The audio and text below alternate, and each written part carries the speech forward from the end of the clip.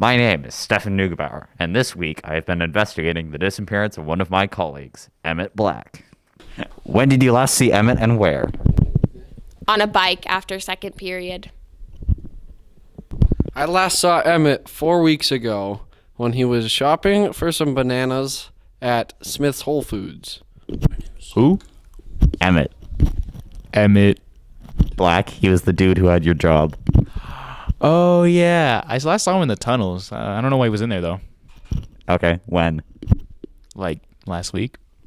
I think I saw him walking out of a porta potty at Liberty Park a couple weeks ago. Witness reports weren't very cohesive, so I decided to do my own investigation around the TV West workshop. And this is where we found him. What is your reaction? Shocked. Poor sucker. I'm surprised you guys didn't find him sooner. Here's our best guess of what happened based on the autopsy and the location of where we found the body. They made a movie called Scoob? Oh, hey, Siaka. I'm not sick anymore. I need a job. This has been Stefan Neugebauer, private investigator. I'll see you next week.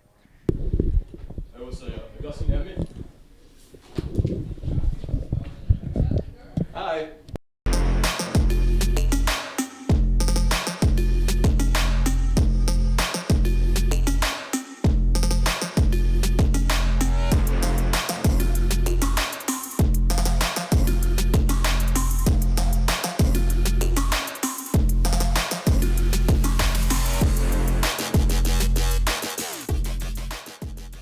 Hello, West High. I'm Mitch Wilson. And I'm Zoe Mold. Welcome back.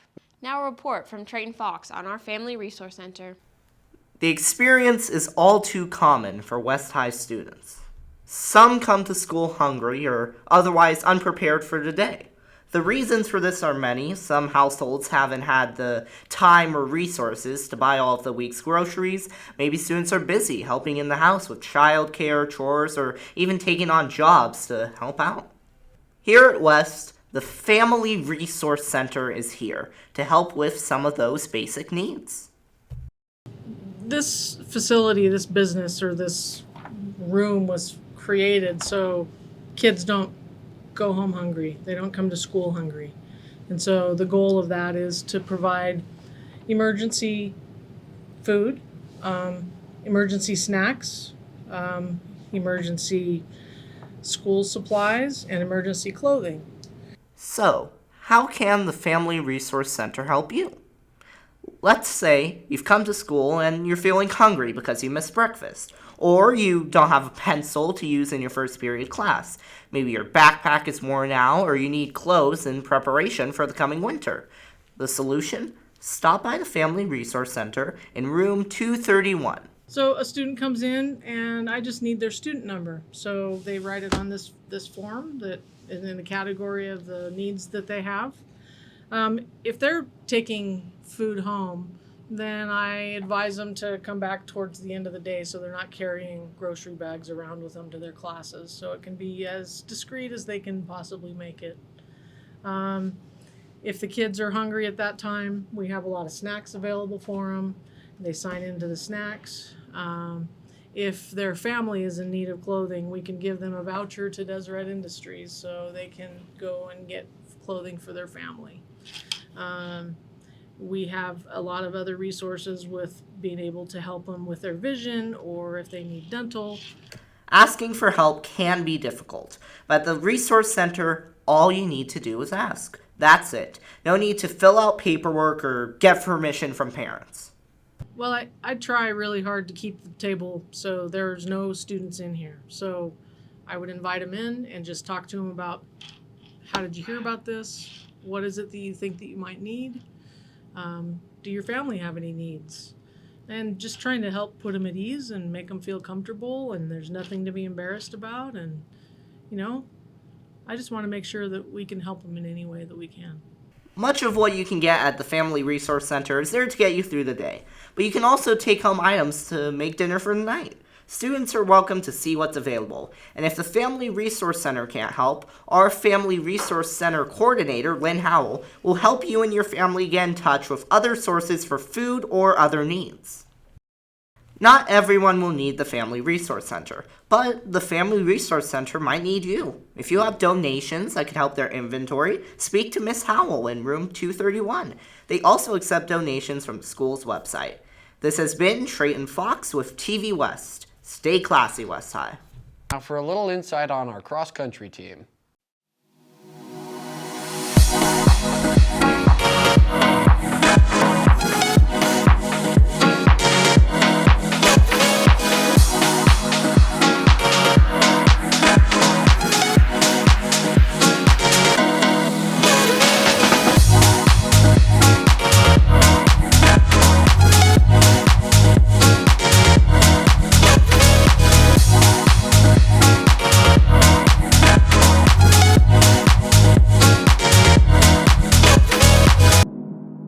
Wow, they're so fast.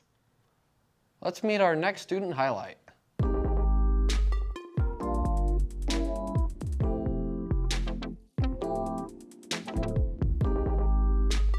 My name is Tara, and I am a part of the theater community, and I have been since freshman year.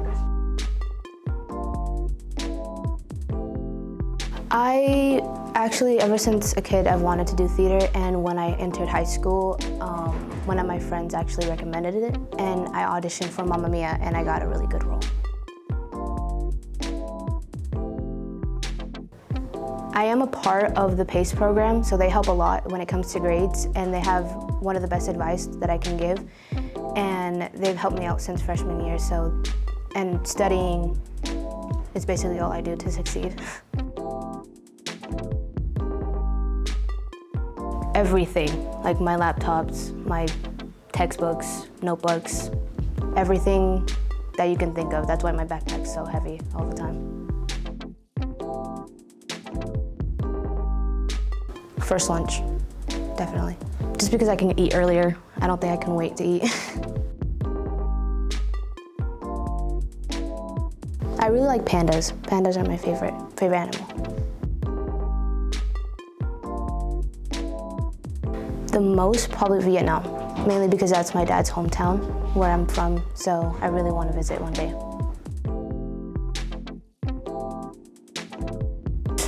I do not have a favorite soup, but if I had to choose, just chicken noodle soup, that's it.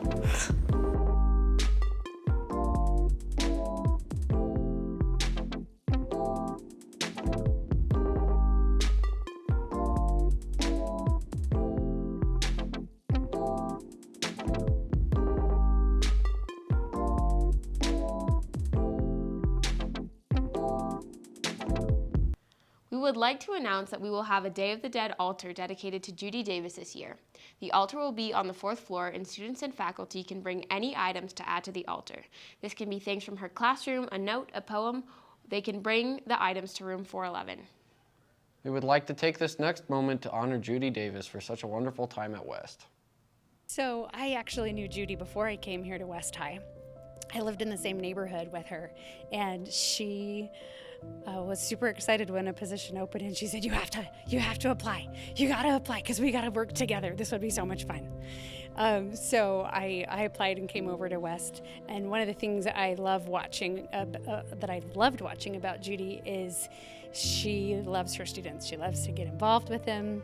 She dressed up for every single holiday, and not just a little dress up, but dress up. She had a little Cindy Lou hoop for Christmas with this big skirt and her hair done up like a who. She had the Easter Bunny costume for Easter. She had a witch costume for Halloween. She has an awesome 60s paisley costume from when she was growing up. She celebrated life to the fullest. 69 years old, and she definitely didn't act like she was 69 years old. So that I loved about her. Judy was somebody who had a lot of passion for taking care of people around her, and the thing that I'll remember the most about her was how much she cared about making sure that her coworkers were taken care of, before parent-teacher conferences and such, and making sure that we had a good meal to eat before that long afternoon of working. and the amount of effort that she put into that, the amount of love that she put into preparing that for us. And Miss Davis was definitely a lot of fun to have around, and I got to have her visit me often in the library and bring me treats that her students had made, and she had a great sense of humor, was always laughing and always making other people laugh as well. Judy Davis was the spirit of West High School. I've been here for 13 years, this is my 14th year, and I'm really having a hard time imagining walking the hallways, not seeing her, especially on the second floor, you know, her smile every morning. I know she was someone who deeply cared about her students, like really cared about her students. She put in 200% in her work. She knew every single student she had in class. Like whenever I would ask her about a student, if they were in class, she didn't have to look them up, even within the first week of school. She just knew exactly what I was talking about. Her Pro Star team was amazing, and it was amazing because all the love that she showed her students. And she tried to give them every opportunity out there to really use the skills that they were learning in her classroom. The other place I will really miss her is walking through school when she's like unloading all of her stuff from her car, and she was so excited because that day she was going to teach them to make something different. My memory of Judy Davis is pretty recent. At the beginning of this year, after one of our first PDs, she told me, I have something for you. I ordered it on Amazon, but it's not here yet. And I was like, what is she talking about? And then a few days later, she came up to me and she had gotten me this cool clip that I could put my ID on. It says, in a world where you can be anything, be kind. And I really treasure this now because I feel like Judy lived this. And it's like a good reminder from her to be kind. And she went out of her way just to get me this special little gift. And that to me was just the kind of person that she was, and a person that I look up to and want to be like. Judy Davis did this thing that was so fun when we'd have faculty emails and she would reply all. So we always knew what she was thinking, and she was always like asking the question that nobody wanted to ask, but she would ask it to the whole group. And it was fun to see what her students were doing because she was really good at sharing that with the whole faculty. In fact, the last email that she sent was about Rice Krispie treat food projects that her students had done. Looked like pizza or fried chicken, but made out of Rice Krispie treats.